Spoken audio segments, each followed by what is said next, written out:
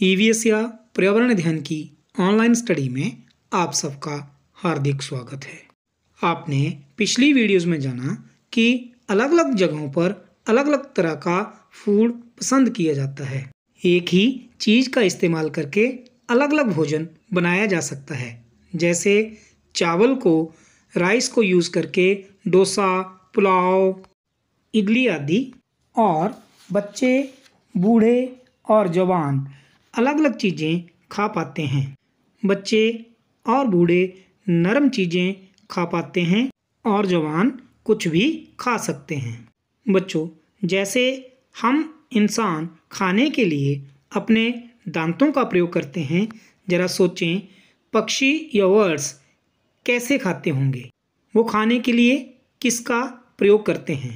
आपको बर्ड्स या पक्षियों के बारे में इस वीडियो में जानकारी देने जा रहा हूँ। तो आप तैयार हैं? चलो शुरू करते हैं। Have you ever noticed that different birds have different types of beaks? क्या तुमने कभी ध्यान दिया है कि अलग अलग पक्षियों की चोंच भी अलग अलग तरह की होती है? तो बच्चों, आपने बहुत सारे पक्षी देखे होंगे और आपने ये ध्यान भी दिया होगा कि पक्षियों की चोंच अलग अलग तरह की होती है। Given below are pictures of beaks of birds. नीचे कुछ पक्षियों की चोंच के चित्र हैं। Identify the birds and write their names. पक्षियों को पहचानो और उनके नाम लिखो। पिक्चर को अपनी स्क्रीन पर ध्यान से देखें। पहली पिक्चर पैरेट यानी तोते की है। तोते की चोंच को ज़रा ध्यान से देखें।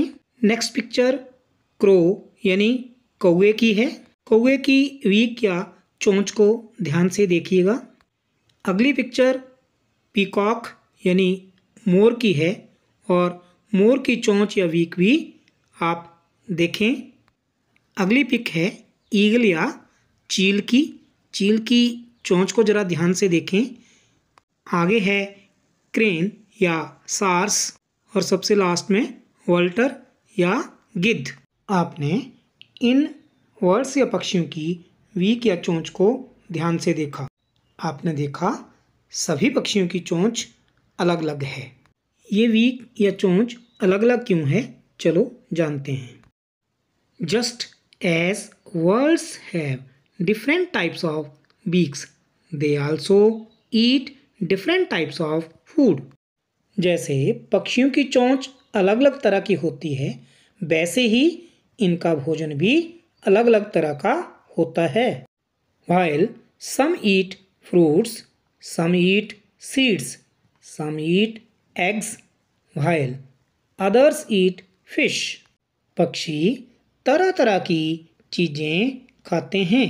कोई फल खाता है तो कोई बीज, कोई कीड़े मकोड़े खाता है तो कोई मछली। तो आपने जाना पक्षियों का भोजन अलग अलग है, इसलिए उनकी चोंच या बीक भी अलग अलग होती है। Match the words with their food. चित्र में दिए गए पक्षियों को उनके भोजन के साथ जोड़ो। तो सबसे पहले आप इन वर्ड्स या पक्षियों को पहचानें। सबसे पहला पक्षी है वल्चर यानी गिद्ध। दूसरा है, ध्यान से देखें, ईगल यानी चील। अगला यानी तीसरा है वुडपेकर यानी कठफोड़वा। उसके बाद जो है, ये तो आपने पहचान लिया होगा, पैरेट यानी तोता। और सबसे लास्ट है फिजन यानी कबूतर। और दूसरी तरफ आप देखें, सबसे पहले मिर्ची, उसके बाद एक मरा हुआ पक्षी दिखाया गया है, उसके नीचे कुछ अनाज के दाने हैं, फिर रैट या चूहा है और लास्ट में है कुछ कीड़े मकोड़े। सबसे पहले देखें वल्चर क्या खाता है, यानी गिद्ध जो है वो मरे हुए जानवर या पक्षी खाता है, तो इसका जो मिलान होगा वो पक्षी के साथ होगा। ईगल या चील सांप या चूहों को खाता है, तो इस पिक में इसका मिलान रैट या चूहे से होगा। वुडपेकर या कठफोड़वा आपने जाना है कि पेड़ के ट्रंक तने में जो होल होते हैं उनमें से कीड़े मकोड़े खाता है, तो इसका जो मिलान होगा वो कीड़े मकोड़ों से होगा।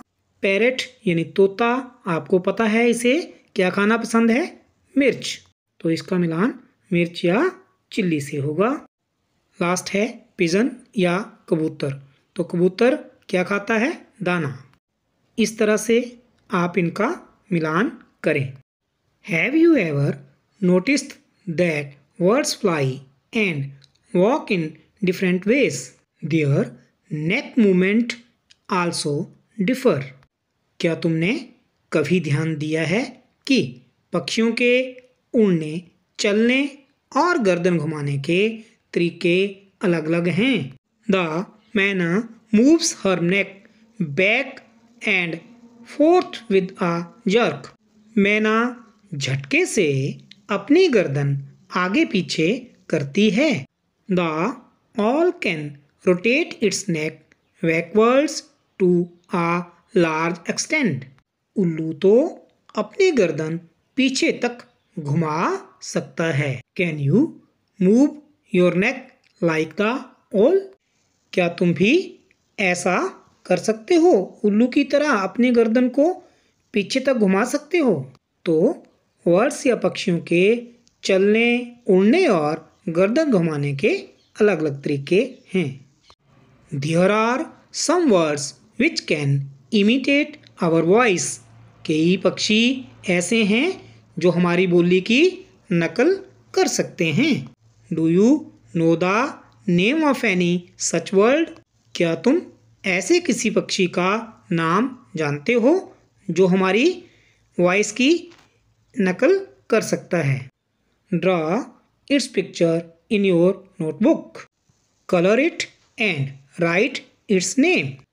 उसका चित्र अपनी कॉपी में बनाओ और उसका नाम भी लिखो। कौन सा वर्ड ऐसा है जो हमारी वॉइस की नकल कर सकता है? ये है तोता यानी पैरेट। तो आपको अपनी नोटबुक पर पैरेट की सुंदर सी एक पिक भी बनानी है। आप जानते हैं पैरेट को क्या पसंद है? मिर्च। Go outside and watch how birds walk and move their necks. Look at their feathers and listen to the sounds made by them. बाहर खुले में जाओ, पक्षियों को देखो कि वे कैसे चलते हैं, उनके पंख कैसे हैं और वे गर्दन कैसे हिलाते हैं। पक्षियों की आवाज़ें भी सुनो। Copy the sounds made by any three birds. किन्हीं 3 पक्षियों की आवाज़ों की नकल करो। Copy their neck movements too. उनके गर्दन हिलाने की भी नकल करो। Ask your friends to guess which words you copied. अपने साथियों से कहो कि वे पहचाने तुमने किस पक्षी की नकल की है। पहचानने के लिए आप अपने घर के फैमिली मेम्बर्स की भी हेल्प ले सकते हो। बच्चों, आप ये एक्टिविटी करें, आपको बहुत मज़ा आएगा ये करने में।